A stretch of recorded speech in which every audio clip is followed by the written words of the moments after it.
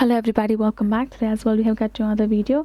In this video I'll show you how you can simply go ahead and delete your Facebook account. But before that, please do make sure to like our video, subscribe our channel, and yes, without any further delay, now we will simply start our video. For the matter, the first thing would be simply for you to access a particular Facebook account on your mobile phone. Once you have done so, this kind of interface is gonna appear just right over there, right? So afterwards, simply gonna go ahead, tap on at this profile icon with your horizontal line on top, aka the menu icon on top right corner of the screen. Now go ahead, tap on the settings icon, gear icon on top again. Now this will simply open up the setting and privacy of your Facebook. And then you will find this option called Account Center on top. Now go ahead, simply tap on that.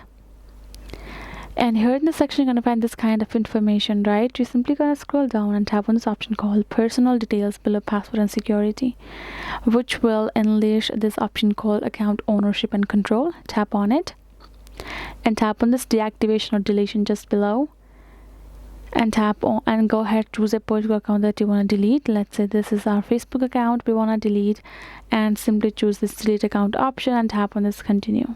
Now it will ask for you to ask like, would you like to remove the page as well? Tap on this continue afterwards and go ahead, choose a reason for yourself, tap on continue.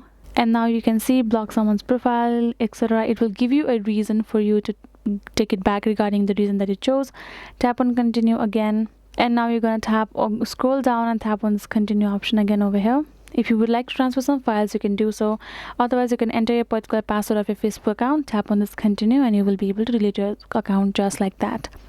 So that is the way you can do it. Hope this video was helpful to you all. Thank you so much for watching, and I'll see you guys in our next video.